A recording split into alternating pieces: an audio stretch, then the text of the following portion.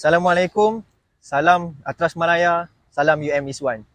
Jadi hari ni kita bersama dengan dua tetamu yang dijemput khas untuk datang ke UM, iaitu Abang Freddy dengan Abang Leke, untuk kita kata apa, berbual-bual sikit lah.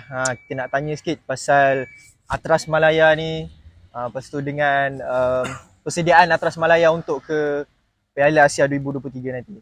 Jadi sebelum tu saya nak minta Abang Freddy dengan Leke perkenalkan diri dulu lah sikit, untuk orang kenal. Selalunya orang tahu nama je Freddy, Leke, tapi tak tahu orang kata latar belakang lah sedikit.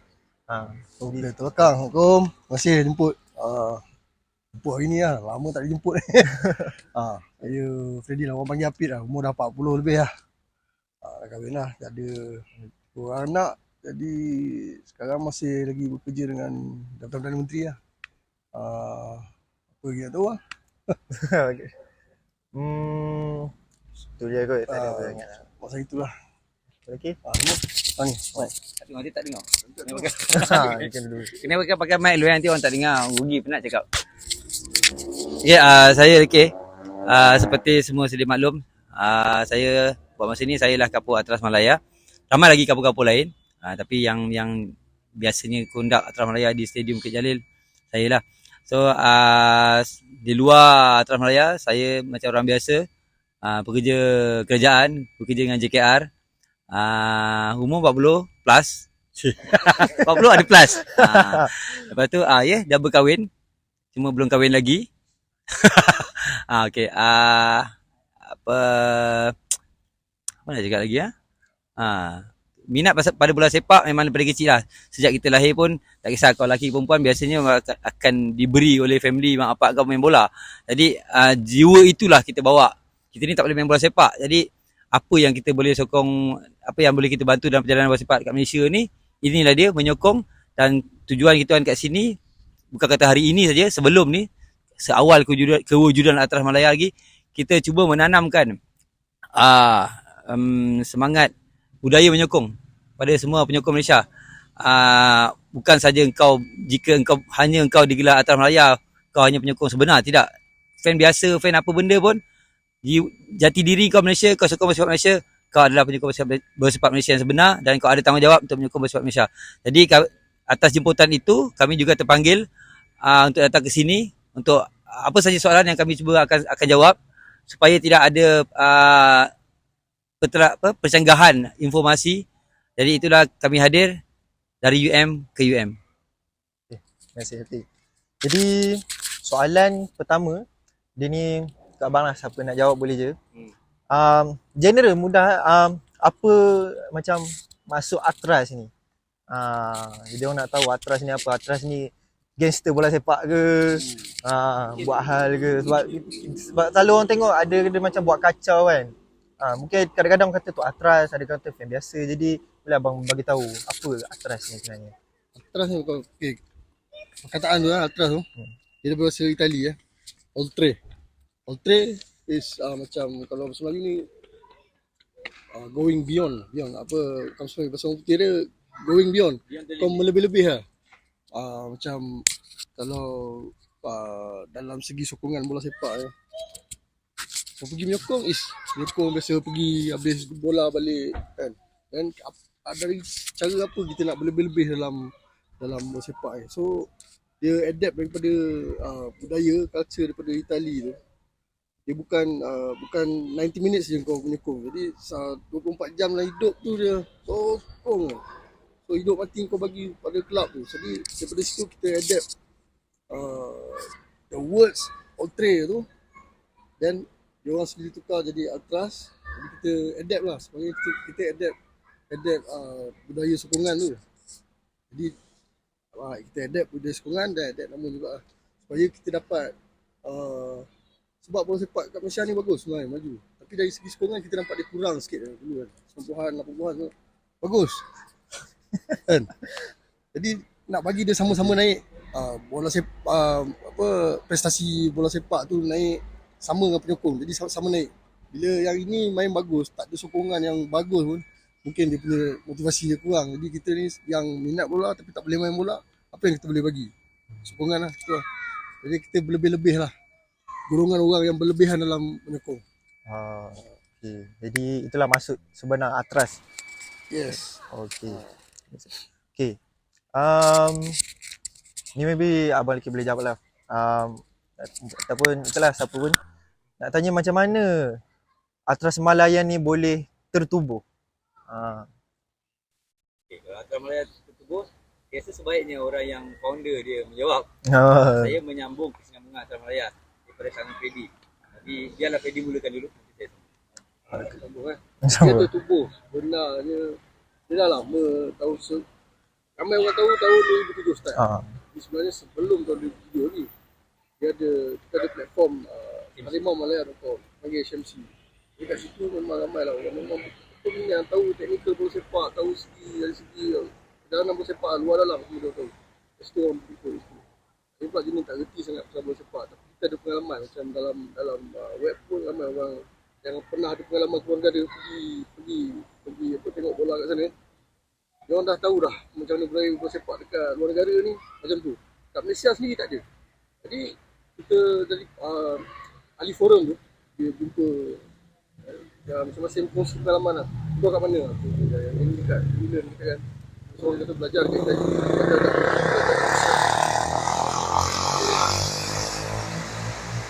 belajar kat Rusia, kali Europe lah. Dia belajar. Jadi dia rata-rata kata kenapa aku boleh seronok pergi bola kat luar negara tapi kat negara sendiri suasana tu kurang. Jadi sendu kan. Jumpa sama tahun 2007 lah. Kita try lah adapt benda tu, jadi kongsi pengalaman masing-masing, bawa sikit apa kita boleh. Jadi adalah dalam 5-6 orang Kuat Yu ni kan. Dia pengalaman dia orang daripada luar negara ni bawa macam mana dia boleh senang terima benda baru ni kan, sebab dia orang pernah mengalami benda tu kat luar. Jadi nak bawa benda yang seronok tu kat dalam negara sendiri supaya lebih valid kan. Jadi bermula dengan 5-6 orang lah sebenarnya. Shout out to Rimau lah, Syam. Dia mulakan perkataan Atra ni sebab dia sendiri pun pernah ada kat luar negara. Dia cakap kat tempat dia tu ada kumpulan bola sepak yang nama dia Atras. Lepas tu kita buat sindikat. Macam tu lah mula dia tahun 2006 sebelum ni. 2006. Dia ambil masa setahun lah untuk bagi kumpul maklumat, nak tentukan macam mana kita nak bawa kat negara kita. Sebab bukan semua benda kita boleh ambil. Tak? Sebab negara kita ni root dia ada budi bahasa, sopan santun. Semua kita nak ambil sebab kerana memang kita sendiri pun tahu macam mana ni kan, punya budaya. Jadi apa yang boleh kita bawa dekat sini tu semua dari segi camping, nak bagi mula-mula nak bagi orang seronok datang rasa dia. Itulah sebelum tahun 2006 tertubuhnya sebab kita punya bola sepak suasana dia tak best. Walaupun prestasi bola sepak dia bagus, tapi suasana tu tak best.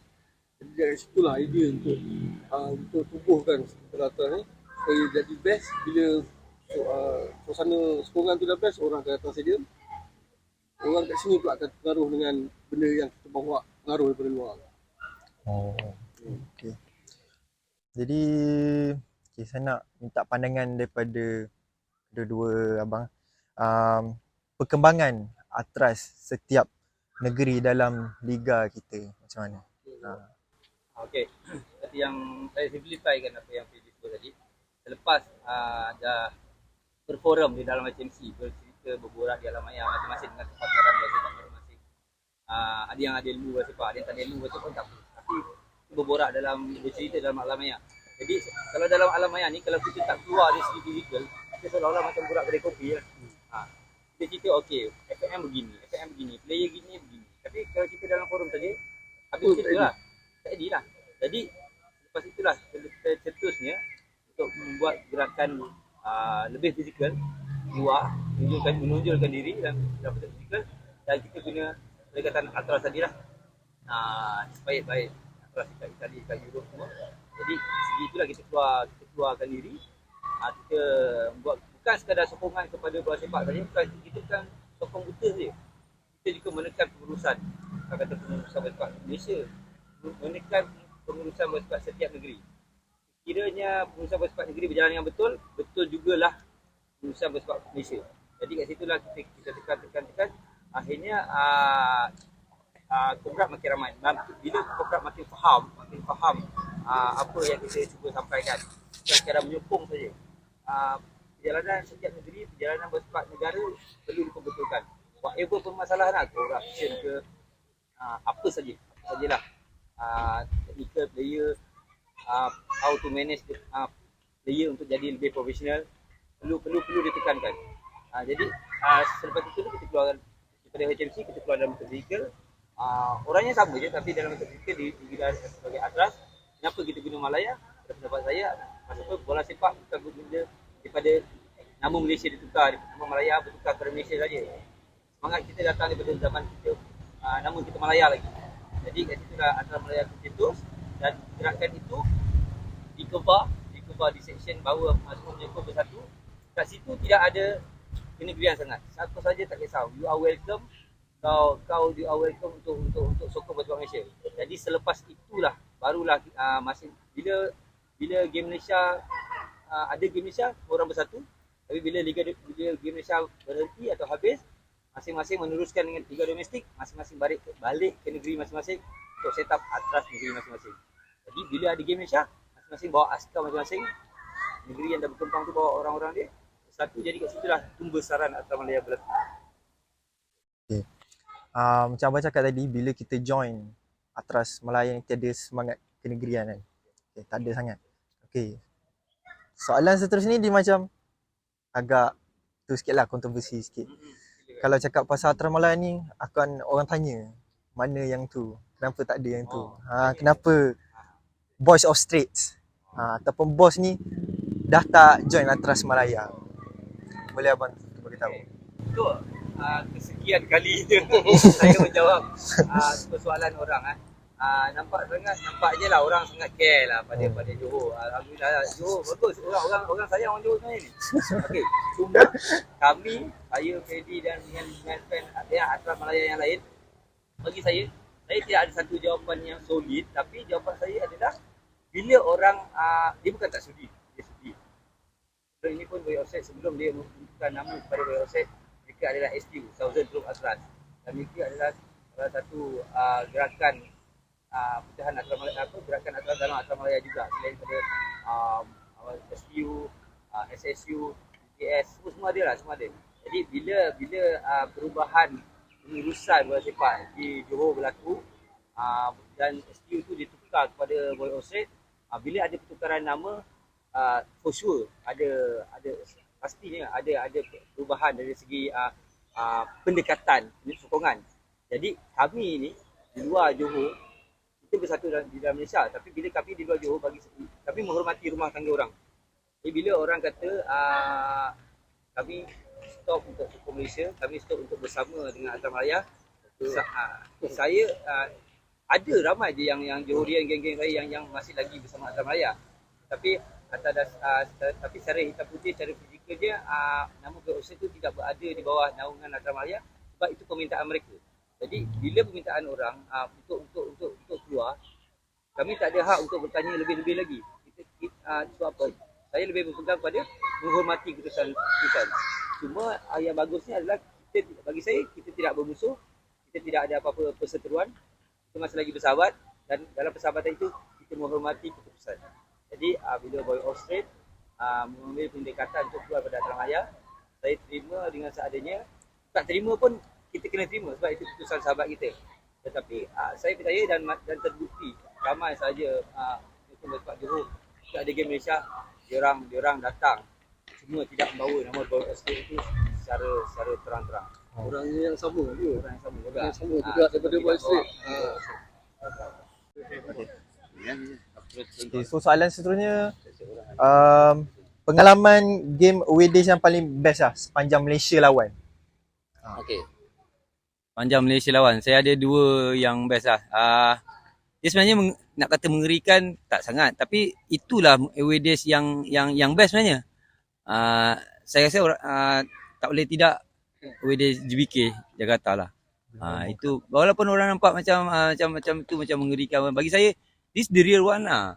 Pasal sebelum ni macam Jakarta, orang kata okey macam neraka lah untuk fans-fans Malaysia kan. Tapi kita datang dengan nama yang sebenar, dengan memperjelaskan kita adalah datang, kita tidak berselindung dengan JC Malaysia, dengan Mafla Malaysia, dengan event, dengan banner Atras Malaya. Jelas-jelas kita mengatakan memang kita Atras Malaya, kita datang kali ni. Jadi sesampai saja bila sampai saya datang satu hari lebih awal. Sebab ada beberapa komrad yang saya trust daripada Atras Garuda untuk bertemu dengan saya, untuk berbicara, untuk berborak, untuk bersilaturahmi lah, lebih senang cakap. Jadi walaupun orang cakap Indonesia tempat yang keras untuk fan Malaysia, tapi saya atas dasar silaturahmi saya datang juga satu hari awal. Ramai juga kawan-kawan cakap, okay, sebenarnya satu hari awal adalah sangat risiko. Macam-macam boleh berlaku. Tapi tak tahulah, waktu itu saya tanpa berfikir panjang sangat, saya layan je benda ni. Saya berpegang pada trust dan silaturahmi, saya datang satu hari awal. Cuma bila dah sampai kat sana, yang sahabat saya tu datang ambil saya, bawa ke Tangerang. Ke Tangerang di Jakarta. Lepas tu bila mungkin waktu kami datang lepak kat rumah tu, diorang teruja kan. Jadi bila teruja ambil gambar kan. Jadi mungkin bila di share dalam grup mereka, gambar tu dah pergi jauh lah. Jadi bila gambar tu dah pergi jauh, ramai fan-fan Indonesia yang fanatik, yang benci Malaysia, benci Atras Malaya, apatah lagi benci saya dengan Freddy. Memang carilah. Jadi dipendekkan cerita, selepas kita orang lepak minum semua, kita orang rehat lah. Lepas rehat, dekat rumah tu jugalah. Saya bangun tidur, saya lepak kat balcony. Saya nampak ada 5-6 orang yang dress up macam Atras punya pattern lah. Saya anggapkan itu adalah sahabat kepada sahabat-sahabat yang ada dekat rumah tu. Tapi sangkaan saya sangat-sangat mereset lah. Bila mereka adalah grup yang nak menghentam kami, yang tak suka kami berada di bumi Indonesia, apatah lagi bersahabat dengan sahabat mereka. Jadi mereka memperkatakan sahabat mereka itu adalah pengkhianat kerana melindungi melindungi a few komrad Atras Malaya. Lepas tu itu ada lebih kurang dalam 7 orang dalam rumah tu lah. Salah seorang ni adalah saya lah. Jadi bila dia orang sampai, dia serang rumah tu, dia bertekak lah cakap, dia bertekak bising lah. Saya dengar daripada atas cakap apa hal ni kan. Jadi bila saya turun je, saya tak tahulah, saya menganggap macam dia orang mungkin tetamu kan. Saya terus salam setiap orang. Kau datang rumah tuan rumah, tetamu tuan rumah datang. Jadi kau sebagai orang yang orang Malaysia, kita dah dididik dengan budi pekerti, budi bahasa. Jadi kita turun nampak tetamu ada tuan rumah, ada tetamu, tuan rumah ada tetamu. Jadi kita pun nampak, kita terus salam. Rupanya itu adalah sebaliknya. Jadi bila saya rasa patutlah dia orang grip tangan saya kuat-kuat. Tapi saya buat tadi tu yang tuan rumah cakap, "Okey, masuk dulu." Okey, saya masuk dalam. Rupanya dia orang dah apa yang dia orang cari, dia orang sedang bersalam dengan apa yang dia orang cari. Jadi saya masuk dalam dulu. Jadi lagi high pitch lah dia punya pertengkaran tu. Bertengkar. Jadi saya masuk dalam rumah, dia tak kasi saya keluar. Dia bincang-bincang daripada 5:30 petang membawa ke 9 petang, lama. Dalam proses perbincangan mereka tu, dia pun adalah call dia punya advisor kan. Atras Garuda dia ada advisor. So advisor dia masa tu dia cool down budak tu. Dia cakap ini untuk proses perdamaian lah, whatever lah. Jadi selepas itu diorang pun mungkin lama-lama diorang cool. Akhirnya diorang sendiri yang men-advise supaya sahabat-sahabat diorang tu mengeluarkan kita orang daripada rumah tu. Dan end up diorang smuggle kita orang keluar pada rumah tu pada malam tu. And then kita dah duduklah dekat somewhere apartment yang diorang tak dapat ni. Jadi esoknya kita orang dibawa semula ke bandara, iaitu bandar udara, airport lah maksudnya. Sampai ke airport, tu bila geng-geng daripada Malaysia sampai, turun flight, bersatu semula dengan geng-geng Malaysia. Jadi daripada airport Soekarno-Hatta, pergilah ke Bung Karno dengan 6 bas. Jadi sampai dia stadium GBK ni dia macam ada satu circle tau. Jadi setiap nak masuk GBK tu ada entrance. Jadi pada jalan besar nak masuk ke stadium tu, dia kiri kanan Lautan Malaysia.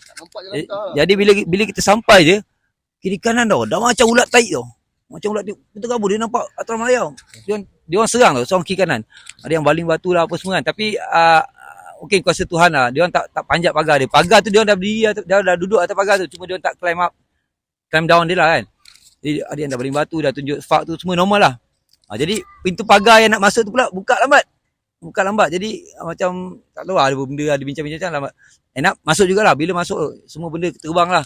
Bukan kata hujan air kat sana, hujan batu. Jadi kami dimasukkan cepat ke dalam stadium seawal 3.30 petang. Jadi saya pun rasa menyesal lah beli tiket. Pasal tiket masa tu mahal. Kat RM70-80. Kalau tahu masuk free macam tu. Kalau tahu disebabkan balingan batu dapat masuk free, kita pun tak payah beli tiket sebenarnya. Jadi bila masuk dalam stadium, pendekkan cerita lah, kita dah start chanting untuk warm up. Jadi fan dia pun start 5.30 fan dia baru masuk. Jadi daripada 5.30 malam sampailah ke habis game 9.30, almost 4 hours. Engkau diratibkan dengan Malaysia itu anjing, Malaysia itu anjing. Jadi bila kau dah diratibkan benda sama, perkataan yang sama, kau dah tak ada apa dah. Jiwa kau dah kental lah, tak ada masalah. Jadi kau terima je benda tu, sehinggalah diorang serang kita secara fizikal waktu game tu, lepas game tu. Jadi kita pun diarahkan untuk turun ke bawah kolong, di bawah stadium dia ada underground tau. Bawah kolong berkumpul. Habis game, diorang suruh fan dia keluar balik dulu. End up, selepas dalam 3 jam dikurung bawah tu, bukan dikurung lah, sebenarnya TNI, polis diorang membuat kerja yang bagus. Yang bagus kita baguskan, memang kita akui yang salah kan. Diorang buat kerja dengan bagus. So selepas 3 jam kita orang dapat keluar, naik bas, dan kita rasa macam bila kita naik bas diiringi oleh Barakuda, 2 bas, Barakuda. Lepas tu kiri kanan dengan motor polis yang memegang cota payu rotan besar kan. Jadi kau rasa macam Presiden Amerika Bill Clinton nak pergi airport tau. Jadi sesampainya di airport, walaupun kau punya tiket balik pukul 1 tengah hari esok, pukul 1 pagi masa tu pun dah kena terus check in dah masuk dalam untuk keselamatan. Jadi masa tu saya punya flight pukul 1 tengah hari besok, hari Jumaat. Jadi pukul 1 pagi saya dah masuk dah check in dalam airport. So melangak dalam tu. Mujur lah ada kedai bakso lah, kedai apa benda. Dan paling penting mujur ada rokok lah. So, kadang orang cakap biar putus makan yang putus rokok. Mujur ada beberapa kotak rokok untuk survive daripada 1 pagi hingga 12 jam. Itu penting. Itu paling penting lah. Apa, bakso tak ada boleh makan nasi tak ada boleh makan coklat. Tapi benda tu penting. Jadi selepas itu ada juga nampak a few komrad mereka yang macam pakai baju pakai GoPro dekat dada, dia jalan, dia akan hantar informasi kepada ni kan. Tapi dekat airport diorang sendiri tak buat apa, sebab apa, ada few barakuda dan ramai polis yang jaga sehingga kami selamat masuk ke dalam lah. Jadi itu antara pengalaman yang bagi saya tak adalah mengerikan. Bila once kau dah memegang fahaman Ultras, kau memang nakkan cabaran. Inilah dia cabaran. Itu cabaran away day. Serupa juga macam kita orang bila kita memegang fahaman Ultras, kita dah ready dah nak menghentang FM. Kenapa FM salah? Itulah dia. Jadi bila kau memegang fahaman Ultras, kau dah ready dengan apa segala cabaran dalam negara dan juga luar negara. So, pengalaman away day ni akan disambung oleh Fedi sebab dia mesti ada pengalaman sendiri. Silakan. Pengalaman away Di masa ni masa mula-mula dulu lah, masa awal-awal kan. Masa tu zaman sukan C Vietnam, saya tak ingat lah tahun bila. Cuma dari segi tu masa kita tak ramai, maklumat pun tak berapa kita ada. Jadi pergi tu sebab kerana nak tengok Malaysia perform je. So kita pergi Vietnam, naik daripada sini ke Thailand naik kereta api, lepas tu dari sana ke Bangkok naik kereta api juga, lepas tu tumpang lori ayam, lori babi apa semua. Tak naik flight tau. Tak naik flight, duit tak ada. Tapi nak pergi juga. Dah seronoknya time ni, tahu masing-masing tak ada duit, tapi keinginan nak pergi tu ada, nak bersama dengan player bola ni. Nak tahu yang diorang tahu, ada juga Malaysian yang sama-sama dengan diorang. So supaya dia tak putus semangat. Kat mana pun dia pergi, kita nak pergi je kan. Dia ada sampai kawan-kawan kita yang jual motor, jual itu ini, mata-mata nak pergi, nak tampung perjalanan lah. Lepas tu kes Singapore, kita sebenarnya relation tak berapa baik dengan Singapore punya ni kan. Ada beberapa sebab sejarah, sebab politik mungkin dia terbawa-bawa sampai dalam bola sepak ni. Jadi kita pergi main Singapore 16 bila lah? Tak ingat lah tahun bila. 2016. Masa tu paling ramai lah kot kita pernah pergi Singapore. Masa tu memang yang tu 2011. Itu ada connect. Sorry lah. Nama komplot ni ada connect tau. Maksudnya kau ada connect bukan masuk tu sebenarnya. Away day komplot nekat. Dia punya tu ada connect ah. Kau ada Singkat connect kau lah, pergi. singkat. Orang dia komplot nekat. Nekat sebab apa? Tak ada tiket. Jadi macam mana nak buat? Siapa yang betul-betul nak pergi Malaysia, kita chain belakang, chain luar stadium pun tak apa. Asalkan suara tu dia orang dengar. Jadi 6 bas dapat pergi. End up seorang ahli politik tak payah sebut nama kan. Dia call saya daripada Johor. Esok tu kita kena pergi, malam tu dia call saya cakap, saya ada tiket, ada tiket ni. Kau berapa bas? Saya cakap saya ada 6 bas. So dia bagi tiket free. End up yang 6 bas ni pergi semua ada tiket. Alhamdulillah lah pergi. Itu yang pengalaman malam masuk hospital lu patah tangan. Bertempur dengan polis dia. Kan sebab tengah game. Masa tu polis budak kita juga salah kot baling-baling barang. Jadi dia orang pengalaman dia orang punya kaca belum macam tu lagi. Mungkin shock. Kita dah start baling barang balik kursi. Polis datang so saya nak selamatkan budak. Kita gaduh sikit lah dengan polis dia. Jatuh patah tangan masuk hospital. Malam tu juga aku lari pada hospital. Sebab apa? Singapura ni bil dia mahal. Aku berlari daripada wad tu. Boleh keluar. Nak keluar, kasut tak tertinggal kat dalam wad. Ambil balik, keluar. Balik pergi dengan budak 6 bas. Balik pun dengan budak-budak 6 bas agak. Alhamdulillah. Daripada tak ada tiket orang cakap. Saya punya propaganda tu dapat 6 bas lah walaupun tak ada tiket. Sudahnya 6 bas tu semua ada tiket, semua boleh masuk. Terima kasih lah kepada Datuk kan. Dia tahu semua bagi tiket.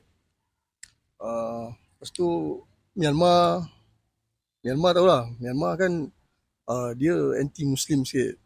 Jadi kita pergi adalah beberapa. Masa ni pergi tak ramai. Pergi sikit. Bila dia tanya kita, you dari mana? Dari Malaysia. You Muslim lah? Muslim. Oh, I will kill you. Lagi daripada dalam teksi apa kau. Nah. Macam-macam lah tu. Jadi sekarang dah lebih tersusun organisasi ni dengan Lekir punya rancangan. Alhamdulillah sekarang senang hati lah tengok semua dah tersusun dengan cantik. Yalah. Macam kita tahulah yang fan Indon dengan Malaysia ni biasalah tak lari dari gaduh kan. Jadi nak tanya macam bila dia macam start fan Indon dengan fan Malaysia ni bergaduh? Dia sebenarnya bergaduh sebab apa? Dia ada juga dari pergi sosio budaya. Kalau kita tengok daripada sejarah tu, kepulauan kita ni, archipelago kita Malaysia ni, dulu tak ada Malaysia, tak ada Indonesia apa semua. Jadi kita ada pada orang berhijrah tau. Bila dia berhijrah, dia bukan bawa diri dia. Dia berhijrah, dia akan bawa budaya dia sendiri. Contohnya orang daripada Indonesia, bila dia berhijrah ke tempat lain, dia akan bawa budaya dia. Maksudnya apa yang dia biasa makan, apa yang dia biasa pakai, apa yang dia biasa bawa. Yalah, kau macam kau daripada sini, kau berhijrah negara lain, bila bercakap, kau takkan cakap bahasa terus kat sana kan. Jadi bila kau dah berhijrah kat sana, bukan kau seorang je, mesti ada orang lain. Jadi sekelompok yang berhijrah ni kat situ, dia akan kehidupan sehari-hari dia akan berjalankan dengan budaya dia yang biasa. Contohnya macam dulu kalau tak ada TV, tak ada hiburan, apa yang biasa hiburan dia buat? Tarian, menari, apa semua, makanan dia.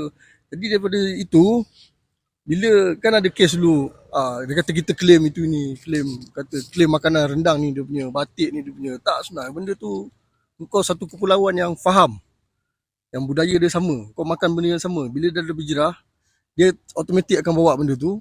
Jadi selepas adanya border ni, bila orang buat persepadanan ni, itulah bila dah adanya Malaysia, Brunei, Sabah, Sarawak apa semua. Benda dia sama, kau makan benda sama. Dan lagi cepat benda ni memanas sebab apa? Budaya, bahasa juga. Sebab kita cakap bahasa yang dia boleh faham, dia pun cakap bahasa yang kita boleh faham. Bila dia cakap, kau Malaysia curi budaya kita orang, kita faham apa yang dia cakap. Jadi kita pun yang faham, kita tanya mana ada curi. Ini budaya sama-sama pakai. Jadi bahasa tu juga boleh buat dia senang merebak. Kau maki dia dalam bahasa yang dia akan faham, dia pun panas, dia maki pun dalam bahasa yang kau faham. Jadi benda tu dah jadi salah satu sebab dia memanas dengan cepat. Jadi salah satu dia manas dari segi selain daripada hubungan diplomasi, dia memanas dalam sukan juga. Tu bola sepak. Lekir boleh sambung. Dan cakap bola sepak ni, kenapa dia jadi cepat memanas? Okey, boleh sambung. Okey, kesinambungan tadi. Freddy dah cerita tadi pasal sebenarnya pendapat saya perseteruan Indonesia dengan Malaysia tercetus sejak adanya Bulan dan Bintang. Sebab bila saja bergurau sebenarnya. Alah, mungkin macam sejak ada bulan dan bintang lah. Bila kau datang daripada kumpulan yang sama, mengamalkan amalan kebudayaan yang sama, bahasa yang sama, jiran kita sebelah pun, kalau kita sebelah rumah, kongsi dinding pun bergaduh. Tapi dengan jiran lain yang jauh kita baik kan. Kurang macam tu lah. Bahasa sama, kita faham. Dia maki kita, kita faham. Kita maki dia, dia faham. Jadi dalam konteks bola sepak ni bagi saya adalah satu medium menyambung perseteruan itu. Dan dekat Indonesia pula, pada tahun 1969, kalau tak silap saya, memang telah dijalankan oleh Presiden Soekarno, right? Soekarno. 69. Tahun 1969, Soekarno telah melancarkan Ganyang Malaysia. Jadi itulah yang menyebabkan lagi perseteruan itu lebih dibakar. Sebab apa? Bagi pendapat saya, dan kalau orang yang faham politik, even politician Indonesia dan politician Malaysia faham situasi politik pada waktu itu, beliau hanyalah mengaburi penduduk Indonesia. Sebab pada waktu itu politik beliau tak berapa kuat. Jadi untuk menampakkan beliau adalah seorang hero, jadi mendapatkan sokongan. Jadi apa saja yang datang daripada Malaysia, cadangan beliau untuk menubuhkan Indonesia Raya, yang termasuk dengan Malaysia, Sabah, Sarawak. Jadi tidak berjaya sebab Malaysia nak berdiri sendiri. Even Singapura, Brunei pun dia nak makan sekali, tapi kita tak nak. Kita boleh bina negara sendiri dengan kepimpinan negara sendiri. Kenapa kita perlu duduk bawah dia? Jadi bila kita tak nak bersama dalam pembentukan Indonesia Raya, kat situlah dia memulakan misi dan visi Ganyang Malaysia. Jadi kat situ bila dia nampak sebagai seorang watak hero, jadi bila tu yang dia tanamkan perkataan Ganyang Malaysia. Jadi bila benda tu berlaku, ditanamkan pada anak cucu-cucu mereka. Jadi kat situlah bila kata bola sepak, dalam konteks bola sepak pula, penerusan agenda perseteruan tu berlakulah. Kalau tadi dia claim batik, dia claim tempe. Jadi bila adanya bola sepak sebagai platform perseteruan, kat situlah selalunya bergaduh antara Malaysia dengan Indonesia. Apa saja. Jadi kalah. Jadi dan Soekarno juga pernah mengatakan, kalau kalah pun ataupun kalau tewas pun, jangan apa-apa, jangan dengan Malaysia. Wak Imah kalau bola sepak ke, kalau dari segi makan ke, kalau dari segi pencapaian ke, apa saja pun jangan kalah dengan Malaysia. Jadi kat situlah susahnya penerimaan untuk perkataan kalah bagi mereka. Jadi Malaysia tak boleh lebih. Kalau kita, padahal sedangkan kita selalu je lebih daripada mereka, kan? Jadi platform bola sepak tu digunakan. Jadi apa saja yang Malaysia lebih, mereka tak boleh terima. Untuk tak nak sambung panjang lagi, sebab perkataan perseteruan tu dah menceritakan apa bentuk pergaduhan, fizikal, banter FB, banter IG, macam yang berlaku pada saya tadi. Padahal yang datang sama je agama, sama je bangsa, sama je bahasa. Jadi kat situlah yang kesedaran lah, berbalik pada attitude lah. Kalau macam kita, alhamdulillah kita dididik dengan budaya yang tinggi, bahasa yang tinggi, kebaikan, baiknya bersilaturahmi, kita kena teruskan benda-benda yang baik lah. Jadi soalan Kak Abang Freddy lah, macam abang cakap tadi, pengalaman pergi Singapura kan. Kita tahu bang, dulu ada satu kumpulan penyokong ni, dia kena ban untuk pergi Singapura. Boleh abang macam cerita sikit sebab dia kena ban? Siapa yang kena ban? Ada, siapa? Adalah, dia bukan kumpulan tau. Dia beberapa individu, termasuklah aku kan. Dia ban kita 2 tahun kalau tak silap. 2 tahun. Ya, sebab dia orang ni negara yang maju. Jadi kat mana-mana pun ada CCTV. So mana-mana individu yang outspoken ataupun yang terlalu menonjol, CCTV dia capture. So dia dah tengok nama kau. So dekat sebelum kau nak masuk CIQ, ni lah yang mencetuhkan huru-hara, tahan. Adalah beberapa orang, aku tu ramai lah kena, ada dalam 20 lah. Ingat lah, lebih kurang lah 20-30 orang lah kena. Sampai dekat border je, kita kena tunggulah dekat CIQ sampailah habis bola balik. Tapi tu pun saya pernah tak putus asa tu sebenarnya. Cuba juga, mana tu dia orang lupa punya benda dah ada sistem kan. Tapi kita nak pergi juga, kena ban lah. airport tak lepas, kita benda kos paling murah darat lah. Tapi dah confirm lah tak lepas. Memang dia ban sebab bola. Kat sana walaupun kita bawa katalah 500 orang kita bawa, dia uh, dia takkan dapat pun dia ban semua 500 orang. Dia cuma tengok siapa yang lead lah. Dan saya kebetulan lah paling huara macam tu. Tak tahulah. Kebetulan kot muka kena capture dekat CCTV dia orang, jadi kat situ lah ada kesan dia tak boleh ban. Dia ban sebab bukan sebab kita makan chewing gum ke, sebab rokok ke kat sana, tak. Sebab itu lah. Sebab kita buat huru-hara kat stadium tu. Buat apa huru-hara? Tak ada huru-hara pun. Sama macam pergi tengok stadium sekarang kat sini. Chanting kat luar stadium. Mungkin itu keterlaluan bagi dia orang. Jadi orang ban lah. Itu lah. Kau tak kena ban lagi? Okay, untuk saya mungkin baik sikit daripada Fedi. Tak adalah, tak ada baik mana. Mungkin saya baca ayat kursi kot, so dia tak dapat trace kan. Cuma walaupun saya tidak di-ban daripada masuk, tapi saya adalah orang yang dikawal ketat. Sebab apa? Bila saya ada satu pengalaman waktu tu nak masuk, macam Fedi cakap lah, kita paling murah lah, murah dan mudah untuk masuk Singapura adalah naik bas beramai-ramai. Jadi saya waktu tu saya lead dengan dia orang naik bas. Jadi saya bila kau lead, kau akan bagi kau bakal bagi anak buang kau jalan dulu untuk checking lah kan dekat border tu. Jadi kita okey, kau betul last sekali aku kan. Rupa yang kita yang last ni, budak ni dah lepas, dah duduk dalam bas, kita yang last kena kantoi, kena tahan. Jadi bas dah tunggu ni, dia punya pattern dekat sana, kat CIQ dia, kau tak boleh tunggu lama-lama. Bas dah complete, jalan. Jadi 39 orang dah naik, saya tinggal seorang. Bila dia nampak je muka saya, dia terus perhati pandang officer dia. Dia panggil officer dia, dan officer dia tengok nama saya, tally pula dengan orang-orang tu. Mungkin baik sikit daripada yang tadi lah. Yang tadi tak boleh masuk terus. Saya ni boleh dijaga-jaga kan. Jadi, tapi saya kena masuk bilik kawalan keselamatan dia. Dah masuk dalam office tu, dia ambil statement butiran kau semua.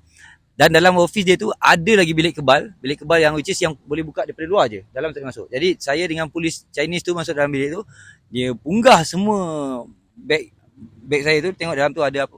Dalam tu tak ada apa pun. Dia expect mungkin ada flare, ada smoke bomb, tapi tak ada.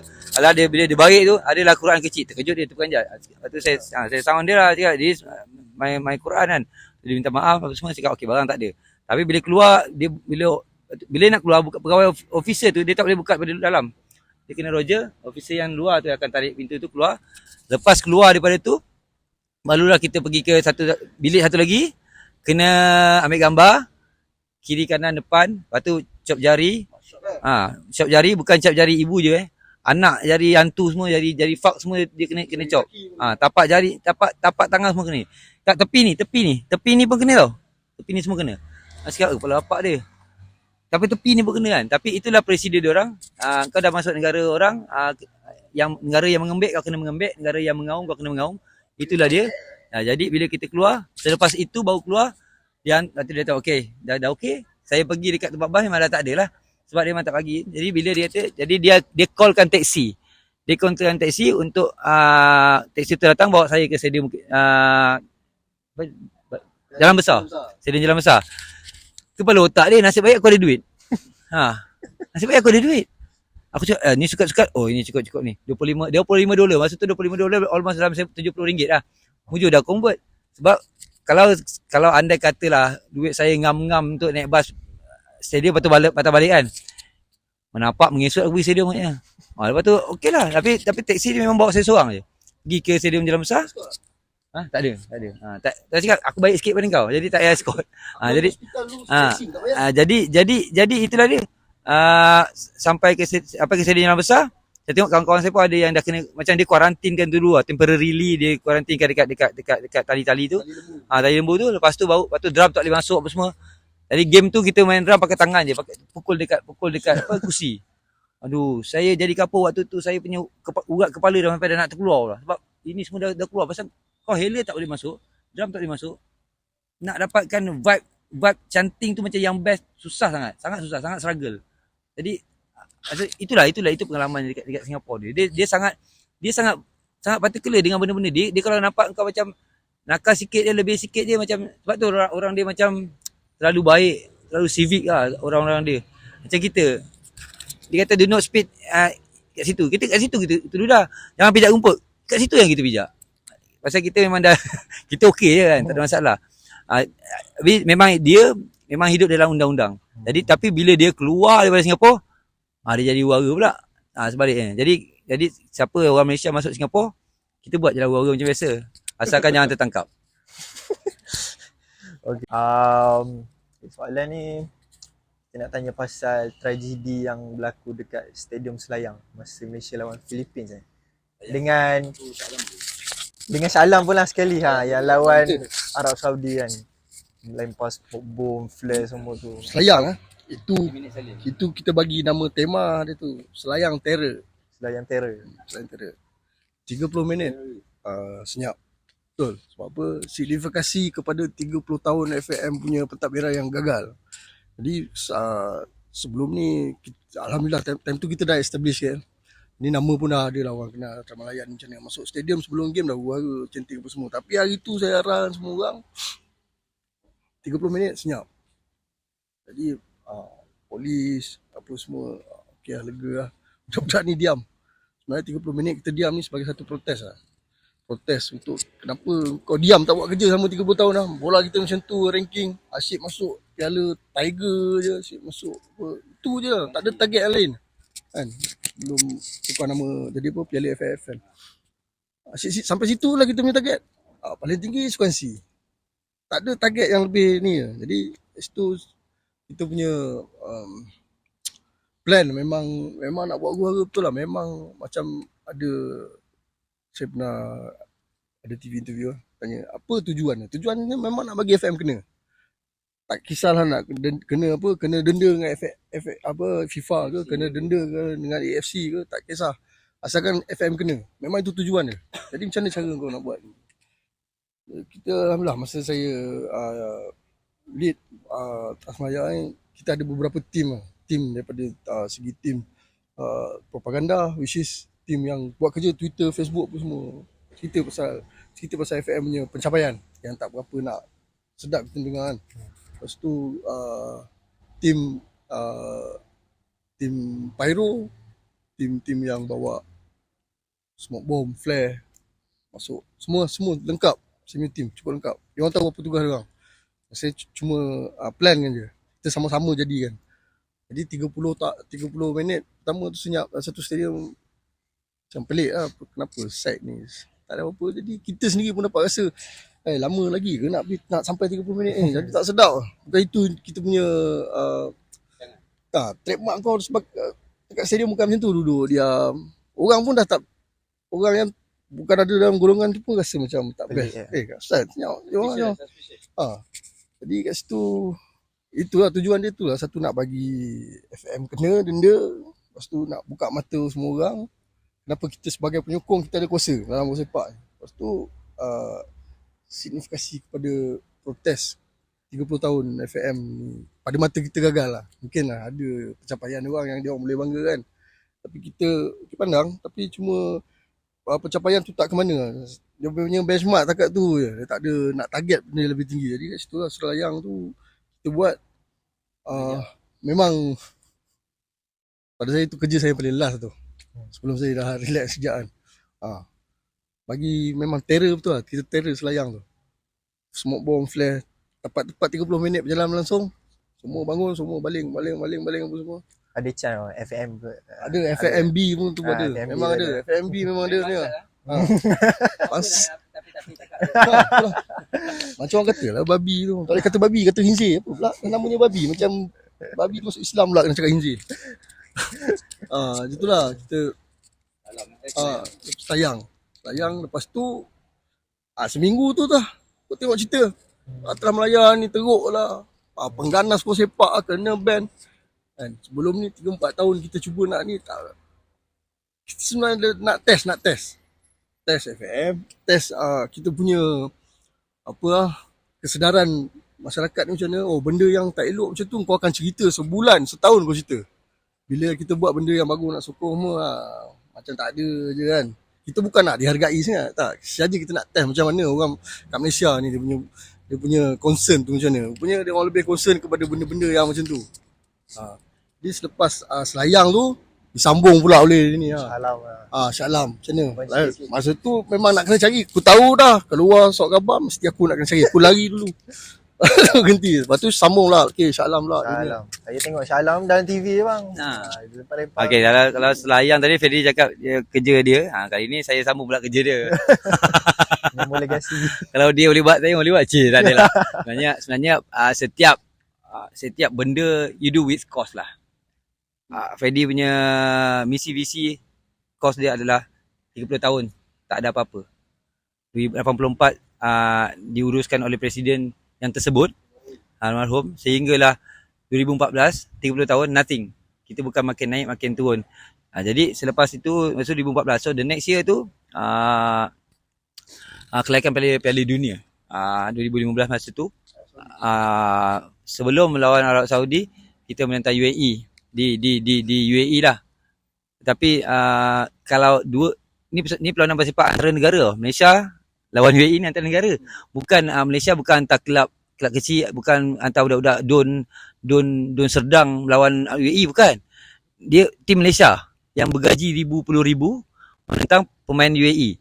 Jadi hari-hari main bola hidupnya senang dan mewah dan publish dan adalah personality di Malaysia. Tetapi pada waktu itu membawa nama Malaysia, bendera di dada, tidak bermain dengan sebagus sesuai mungkin. Kau boleh kalah. Aku selalu cakap kau boleh kalah. Tapi Maxima personally aku punya target, kalau kau kalah pun Maxima jangan lebih sebelah tangan lah. 4-0 tu dah okey. Cukup lah tu. Pasal kita tahu tahap bola sepak kita pada waktu itu, tahap fizikal kita dengan UAE macam mana. Tapi sebagai seorang pemain yang profesional, kau bukan pemain don mana-mana. Kau pemain profesional. Jadi kau kena main sebaik mungkin. Bila kita tengok game itu pun kita tahu ini ada yang tak kena. Tapi lepas kita kalah 10-0, seolah-olah kau menjemput. Kau memang menjemput fan untuk buat sesuatu. Jadi pada waktu itu Ultras ni adalah, bagi saya Ultras ni adalah anak-anak jantan kat Malaysia ni. Kalau orang Melayu panggil kau anak jantan lah. Jadi kalau kita bersetuju dengan kekalahan itu, maksudnya kita setujulah dengan negara kita dimalukan. Jadi kau malukan negara, aku tak setuju. Jadi aku tak setuju, takkan aku boleh cerita dalam FB je. Kau kalah 10-0 dalam bentuk fizikal. Aku tak suka dengan perbuatan kau tu, aku pun tunjuk dalam segi fizikal. Jadi kita memang honestly memang kita rancang dekat Shah Alam tu. Bulan berapa Mungkin aku tak silap September sorry. Jadi pada waktu tu perlawanan Malaysia menentang UAE. Tetapi pada zaman tu macam 15 tahun macam 2015 macam dah lama sangat.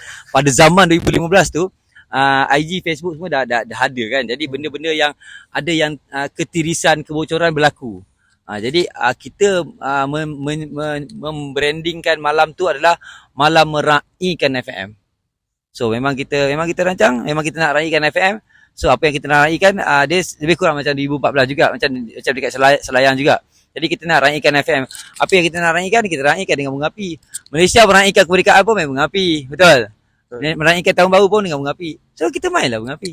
So jadi tapi bila benda-benda dah bocor, ada yang petang sebelum benda tu berlaku, saya dipanggil oleh, saya dengan 2-3 orang lagi dipanggil oleh OCP di Shah Alam. Siapa nama lupa. Tak sebut nama dia pun dah tak ada dah, tak ada pencet tak tidak tahu. Ingat tapi tak sebut. Jadi dipanggil. Tapi dia memang masa dia cakap pun macam bongkak sikit lah. Jadi bila dia bongkak, kau pun bongkak lah. Kalau dia cakap lembut, saya pun balas lembut. Tapi jawapan saya senang. Ya, benda ni dah tertulis dalam Facebook, benda ni dah diketahui oleh seantero Malaya. Tetapi kalau ikut hukum malaikat, selagi kau tak buat kesalahan tu, malaikat takkan tulis. Jadi dah tertulis pun dalam ni, dah terwar-war pun, tapi kita tak buat lagi. So tak payah nak risau je. Cuma kadang-kadang kita dalam Ultras Malaya ni, kita sendiri sebagai Ultras Malaya yang experience ni, kita tahu tak semua dalam kevar tu betul-betul Ultras Malaya. Ada juga SB yang masuk. Ada juga yang cuba memulakan mencetus. Okey, contohlah korang yang main motor kan, geng-geng rempit ke main motor. Kadang-kadang bila malam minggu kau main rem, kadang bukan kau yang mulakan. Ada yang bakal line. Dan yang bakal line tu sebenarnya dekat poket belakang dia ada gari. Itu juga yang berlaku dekat kevar. Jadi kalau totally orang nak salahkan Ultras Malaya, saya saya mengiyakan perancangan kita orang dan memang kita nak buat. Tetapi pencetusan jadi orang yang dalam kebah tu pun ada orang mereka yang membakar situasi, bukan nak mengamankan situasi. Jadi sama-sama buat kerja. Jadi bukan Atras Malaya saja marah dengan kekalahan 10-0. Semua fan Malaysia kalah marah dengan 10-0, tapi apalah daya makcik untuk marah pada fan Malaysia, player Malaysia. Apa dah layak pak cik, pak haji, adik-adik nak marah pada ni abang-abang yang Atras Malaya ni yang buat kerja. Jadi kita wakil kan sebagai suara rakyat Malaysia. Jadi kita atas dasar ketidaksetujuan kalah 10-0 tu lah kita buat kerja. Jadi memang kita dah ready dengan apa saja risiko. Dan pada malam tu berlaku seperti dirancang, cuma lewat sikit. Kalau tertulis, kalau kau pernah terbaca lah tentatif yang tertulis dekat mana-mana pun minit ke-60, tapi tak, dia berlaku pada minit 88. Kebetulan pula pada waktu itu apa yang 88 artikel 88 tengah-tengah artikel 88 tengah panas isu dia. Kebetulan signifikan dengan situasi tu, letupan tu berlaku dimulakan pada minit 88. So orang menganggapkan itu orang menganggapkan itu masa yang kita ambil signifikan daripada tu. Sebenarnya tidak, kebetulan je. Tapi memang kita akan buat sesuatu. Memang kita nak buat sewaktu game. Kalau sekarang polis marah saya, tak apalah, saya dah kena tangkap pun, saya dah kena lock up pun, tak payah nak risau, tak payah tangkap, benda dah lepas. Jadi pada malam tu tiada tangkapan berlaku. Tangkapan berlaku ada orang biasa, 11 orang fan biasa kena tangkap. Tapi dan 11 orang tu semua orang mengkaitkan dengan saya lah. Semua lekir ni, lekir itu. Setiap orang yang diambil statement ada perkataan kapur lekir dalam tu. Jadi saya ditangkap 2 hari selepas itu dekat rumah. Jadi pendekkan cerita dah masuk lock up 2-3 malam. Lepas tu keluar. Tapi menjalani lah proses prosedur mahkamah setahun lebih sehinggalah tidak kita tak kata kita menang lah, tapi DNAA, discharge non-acquittal acquire, dalam konteks guaman discharge non-acquittal acquire maksudnya lepas tanpa bebas. So maksudnya dalam tempoh terdekat sekiranya ada berlaku lagi permasalahan seperti yang sama akan dipanggil semula, sebab saya ditahan dalam Akta 147, Akta merusuh lah. Jadi dalam tempoh bertenang tu sekiranya saya buat rusuh yang sama akan kena jugalah. Tapi jangan jadi bodoh. Janganlah buat benda sama. Ni aku nak buat benda lain, mungkin boleh. Okey, selepas pemberontakan Shah Alam Terror itu berlaku, benda ni pernah selesai, saya ditahan di NAA, dilepaskan dengan discharge non-acquittal acquire.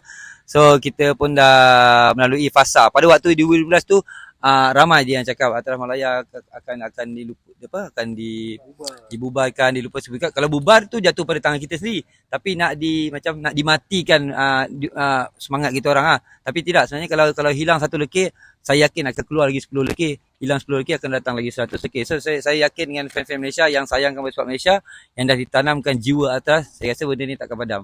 Kalau Freddy dah turun, saya dah turun satu hari nanti, insyaAllah adik-adik generasi seterusnya akan kalau saya dengan Freddy dapat bawa ke Asia Cup, mungkin adik-adik boleh bawa ke World Cup, siapa tahu. InsyaAllah. Kita doa kan.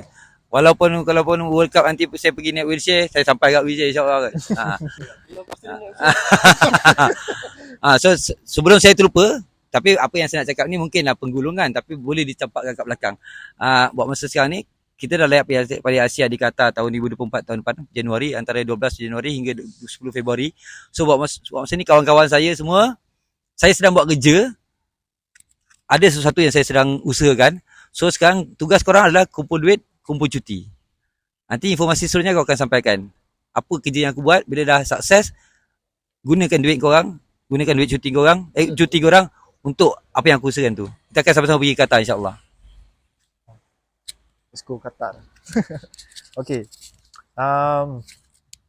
Perasaan abang lah bila tengok Malaysia layak ke Piala Asia kan. Secara merit sebab last kita 1980 kan, 1980. Yang 2007 pun sebab kita jadi tuan rumah. Jadi boleh abang beritahu perasaan abang? Perasaan, dah tentulah sebagai seorang Pejuang. pejuang tak juga kalau tak main bola, tapi kita memperjuangkan sesuatu yang kita percaya. Itu dari bola sepak punya daripada sukan bola sepak lah. Daripada dulu lah sebenarnya. Tertubuhnya Atras Malaya ni pun 2007 tu signifikasi juga daripada kena balon dekat Piala Asia tu 2007 kau tak layak, tapi kau main juga, kau memalukan diri sebab kau jadi tuan rumah. Salah satu sebab dan muncul. Jadi bila kita dapat masuk ke Asia Cup ni secara merit secara layak, tak boleh nak cakap apa dah. Korang sendiri pun akan rasa macam mana kan. Bersyukurnya, rasa seronoknya, rasa bangganya tu tak adalah. Tak boleh nak kata lah. Tak tercakap kan. Sebab kita daripada dah macam-macam kita lalui lah. Sebab kita nakkan yang tu je sebenarnya kan. Tapi laluan kita nak menuju ke benda yang macam tu cerita dia banyak kan. Sampai itulah pengorbanan kawan-kawan dalam bola sepak ni. Ada yang sampai bercerai-berai lah pasal bola je. Boleh percaya? Betul? Bercerai-berai pasal bola. Pasal apa? Yalah, tak balik rumah sebab kumpul dengan kawan-kawan ni nak cerita macam mana bola. Dia rasa pada kawan-kawan yang dah tak berapa aktif dekat lapangan ni kan, mewakili diorang lah. Rasa sangat bersyukur. Terima kasih lah kepada FM yang celik mata lepas kena balon dengan kita orang ni kan. Rasanya itulah sebab kita sama-sama kongsi benda ni kan. Kita mengorbankan diri kita, kena tangkap lah, kena jual barang macam-macam lah. Untuk benda yang sama kita dapat kongsi seluruh Malaysia ni, benda yang sama-sama kita nak secara merit. Sebenarnya yang kita layak kalau kita buat kerja sama-sama. Kita layak sebenarnya. Yang main bola sepak, main sungguh-sungguh. Yang nak mengentam sungguh-sungguh. Mengentam bukan tak ada sebab. Mengentam ada sebab. Sebab apa? Sebab kita nak berkongsi benda yang seronok macam ni lah. Piala Asia 2024 secara merit. Tak tahu nak cakap macam mana. Kau perasaan lelaki macam mana lelaki? Okay. Perasaan speechless lah. Kalau semua orang, kalau orang terharu, kataan yang dia boleh jawab adalah speechless. Bila kau hilang kata-kata. Apatah lagi, bukan untuk bangga diri, tapi seperti yang orang tahu, saya di staging, di stand tu, mengepalai sorakan kita bersama. Bukan sorakan kita dekat stadium saja, dekat Kevah saja, bukan dekat stadium saja, tapi saya yakin sorakan satu Malaysia.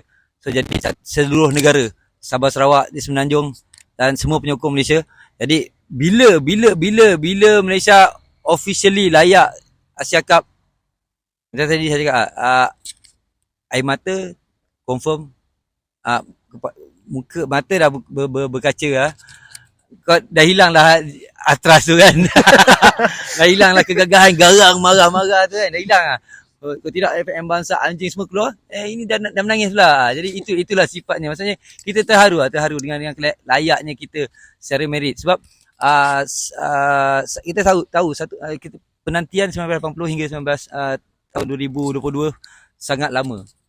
So 42 tahun adalah masa yang sangat lama, which is dah berapa zaman, berapa generasi player yang dah pergi.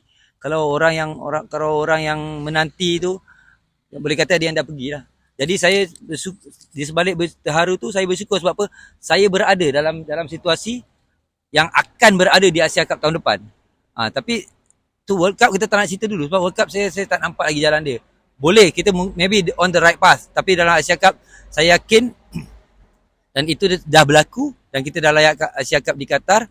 So macam saya cakap tadi, kawan-kawan ramai-ramai, tak kisahlah kau kerja ke student ke apa, this is the right time, this is the right chance.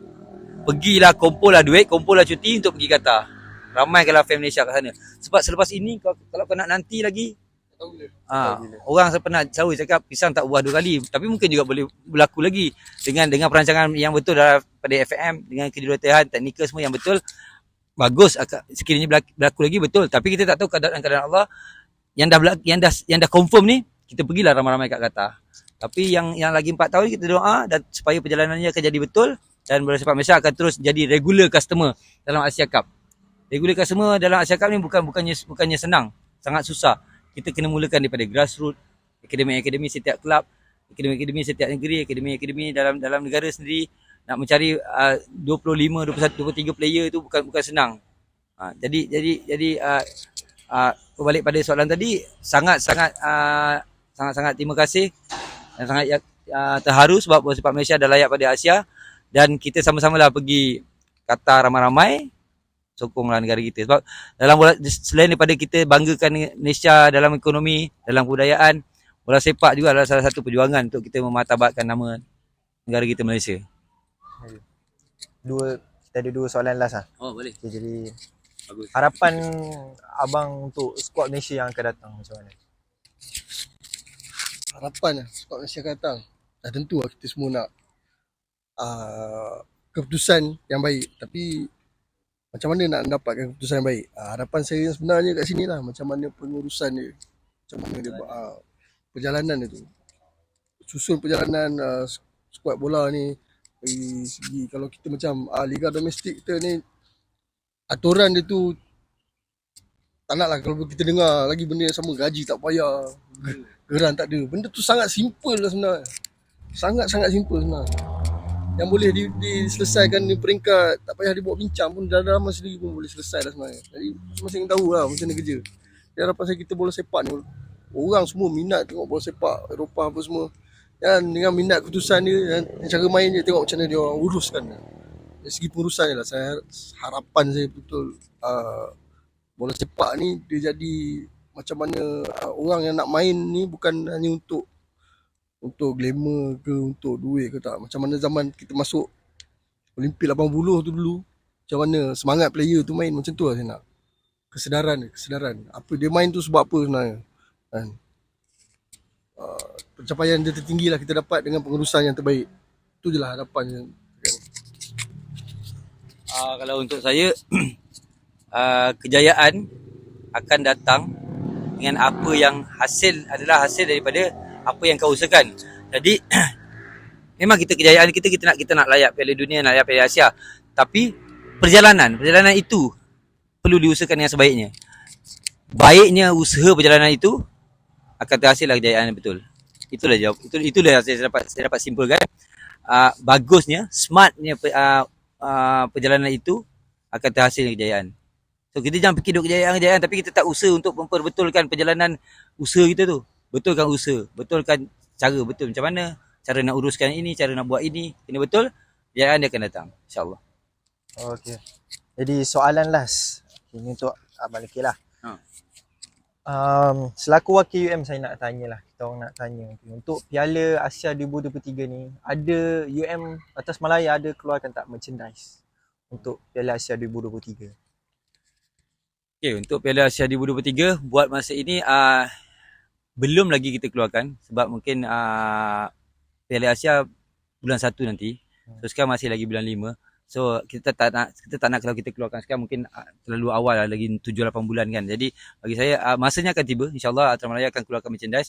So kalau boleh insyaAllah, tak kisahlah Atras tak Atras, ada sub tak ada sub, support merchandise. Sebab dengan supportnya korang itulah terhasilnya tifo-tifo yang dekat yang dibanggakan kita kat Seri Bukit Jalil, dan dengan kewangan yang kukuh, kita boleh bawa komrad kita yang berada di luar negara. Komrad akan beli tiket sendiri, tiket flight sendiri, tiket stadium sendiri.